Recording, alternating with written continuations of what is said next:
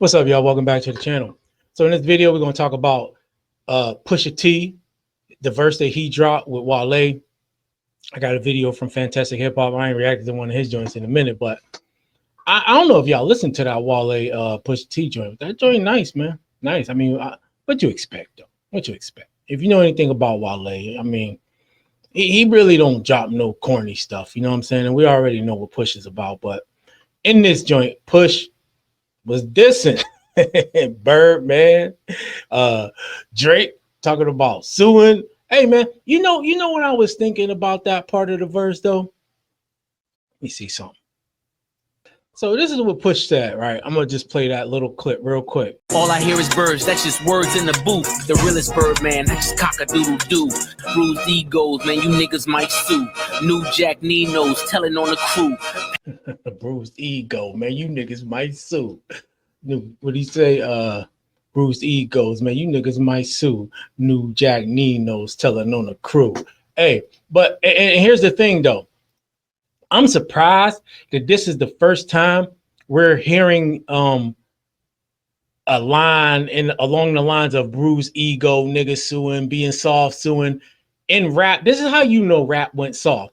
When somebody do something as corny as Drake did, that usually becomes a pun, a punchline, something. Am I right or wrong? Y'all tell me if I'm right or wrong. Like that type of whole shit usually becomes some sort of punchline in the rap. So salute the Push for setting it off. Hopefully other rappers will start using that shit so Drake can know. I think a lot of it too is some of these dudes still like, I don't know, for whatever reason, they still scared of Drake or they think they're going to get the feature call. I don't know, man, but shout out Push, man. We need to start using that sue line. And let's see who can be the most creative with the Drake suing shit as a punchline. You know what I'm saying? To talk shit to niggas. Anyway, I digress. Let's go ahead and get started with this video by Fantastic Hip Hop. Now listen, before we get into how Drake just got embarrassed more and Pusha T has continued to keep up one of the best runs in rap that we have seen in years, well, as the shift in hip-hop is now coming into play and Pusha T is standing in the face of all of these losers and showing them that their time in the rap game is over, be sure to leave a like and subscribe so everybody can see that message. And now really, as with what has just went down with Pusha T and the way he just called out all of his longtime rivals, when we look at this in context of what has already happened in rap and in his career recently, he really just took the biggest victory lap possible after dropping one of the best rap albums in years with the Clips and Let God Sort Him Out, and now he is setting everything that has went down into stone. We'll really make sure to leave that like because truly this is a great moment and something as hip-hop fans that we are going to want to remember. And now specifically what I am talking about is overall the Drake messes and flops and everything he is doing and all of the other noise that side of hip-hop is creating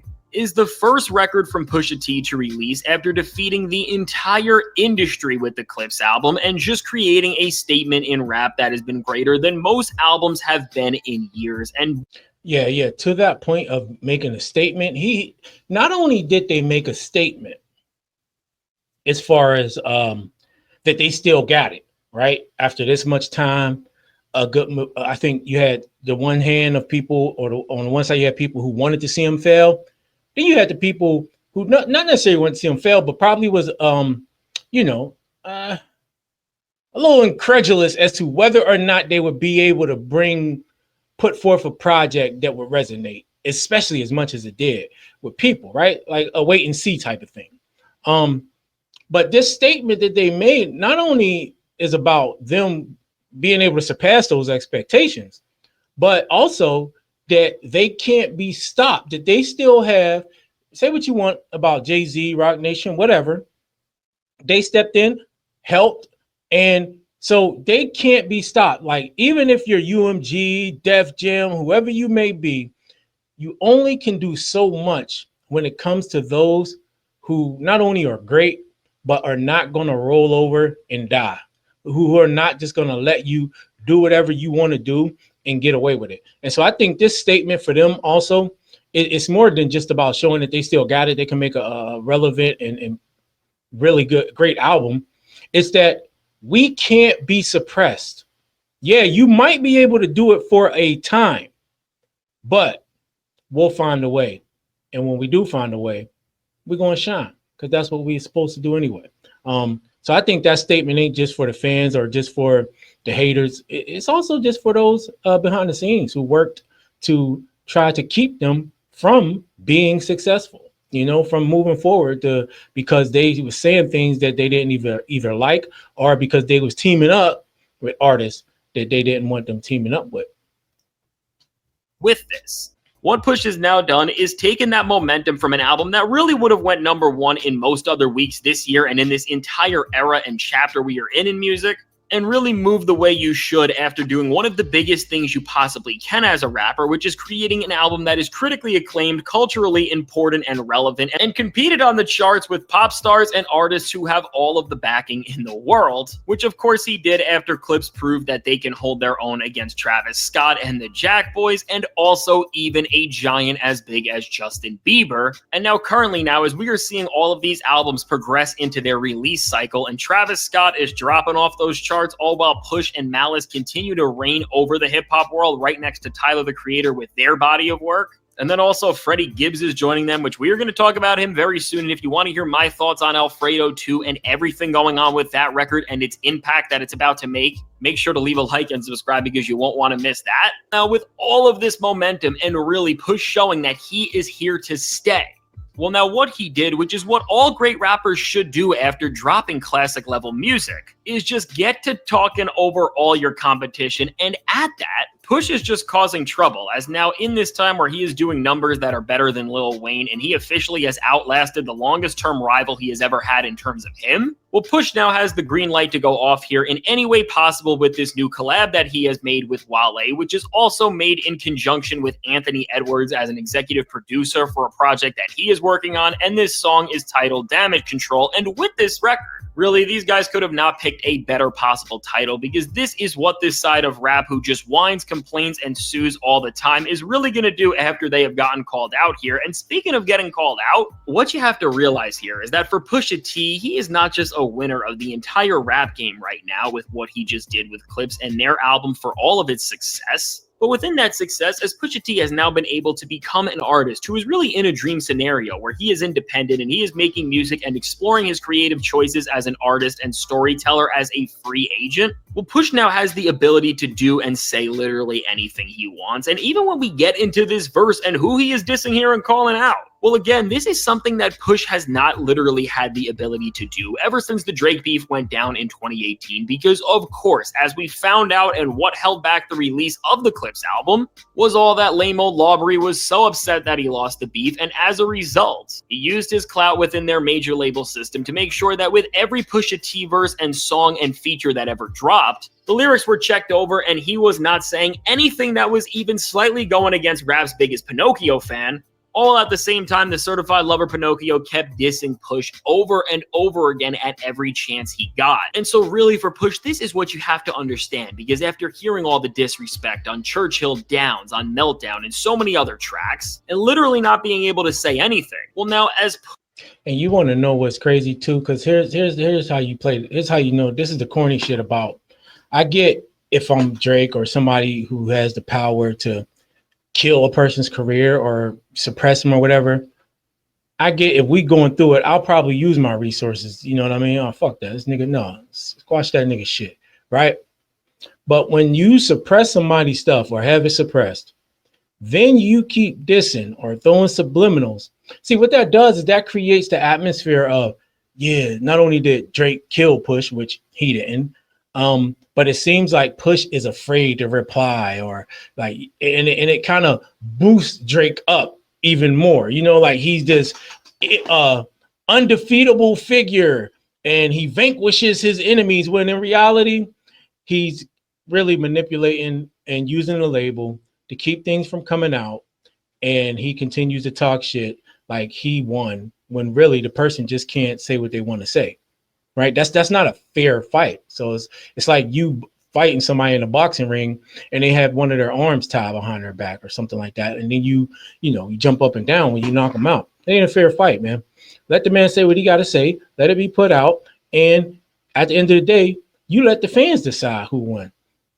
I don't think, and I think that's what Drake always been afraid of, really, when it comes to real MCs and real lyricism. That's why he tries to resort to antics, right?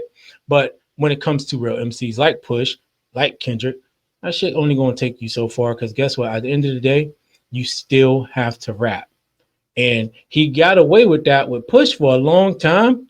Couldn't do it with Kendrick, and because he couldn't do it, now we got this lawsuit, and we ain't gonna let nobody forget about this lawsuit at all. Push has won, and his album is no longer shelved, and they are out of their deal.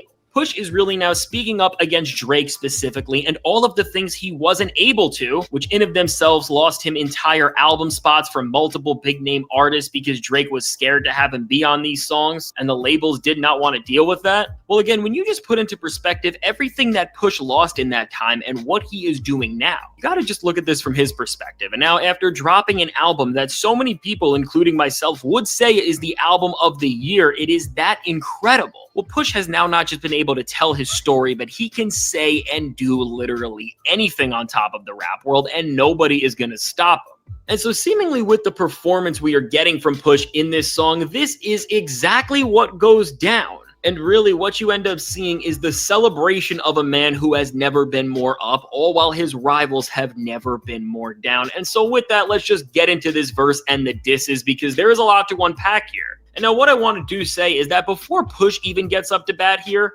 well, joining him on this track is none other than Wale, who is showing that in this time where the lyricists in hip-hop are more out than they have been in years, and the genre is shifting back to a better place, or at the very least it is trying to, well, Wale was ready for the moment, and while he does show that he can hold his own with one of the best rappers in the world of...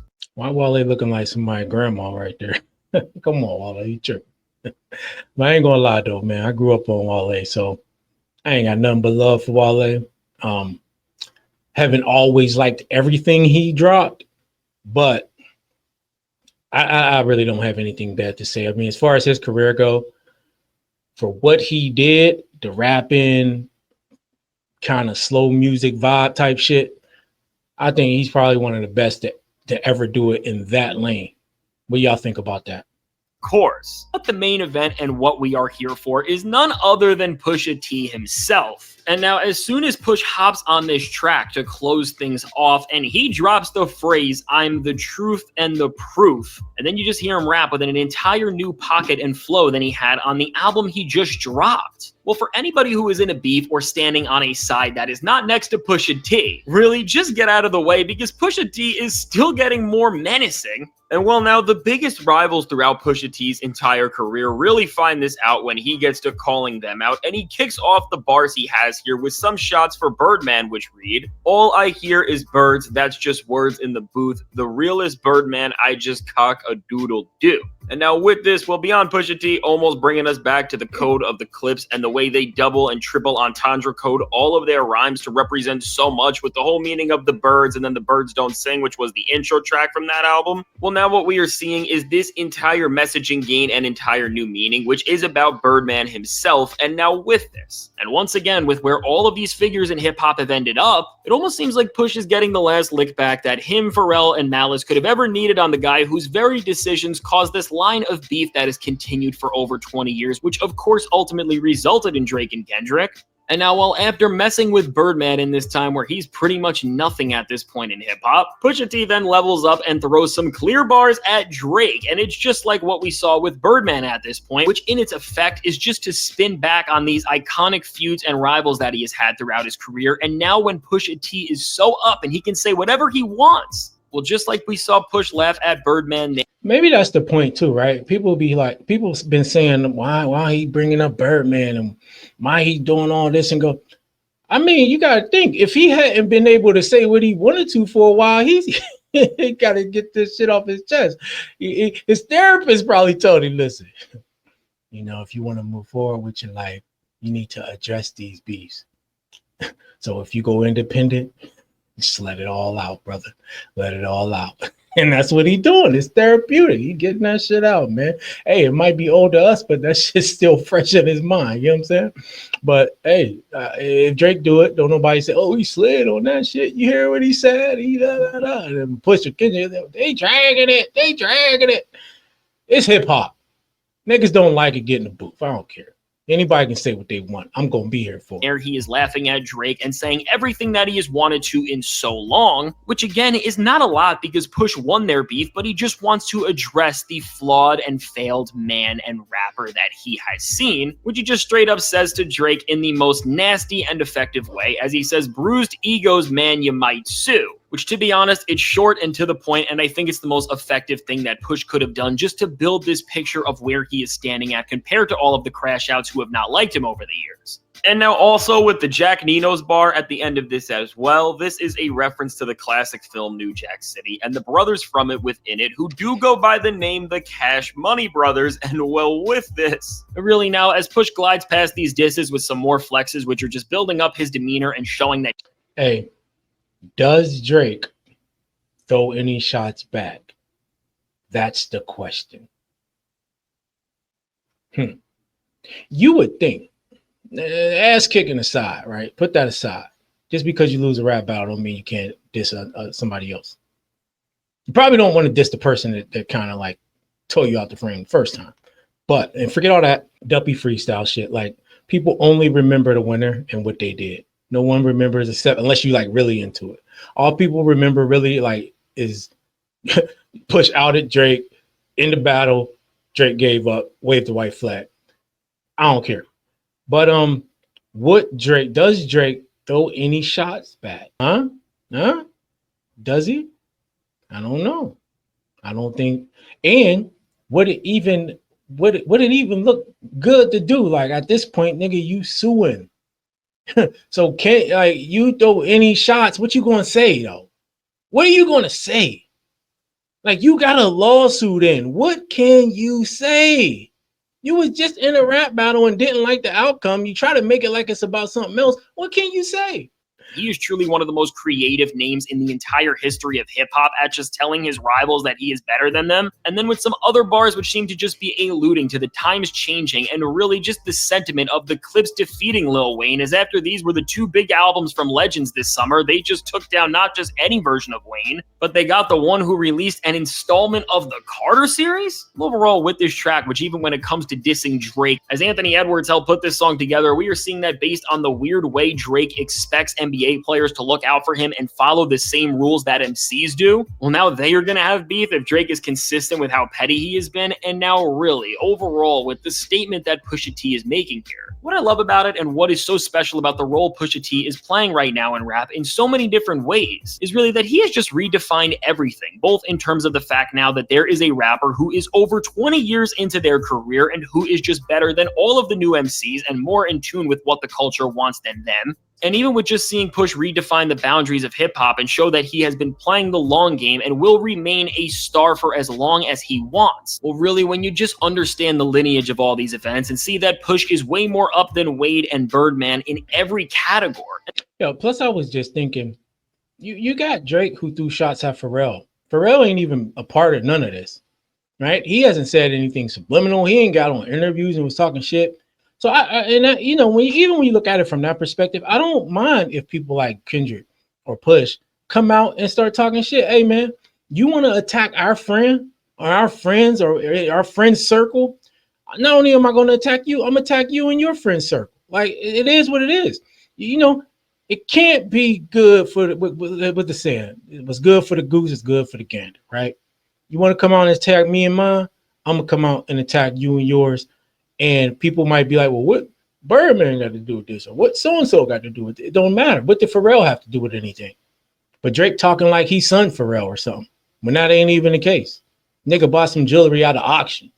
But he talk his all tough Tony shit. And it's like, oh, did you hear that? Oh, get the fuck. No. So, yeah, I really don't mind it, man. In fact, I actually like it.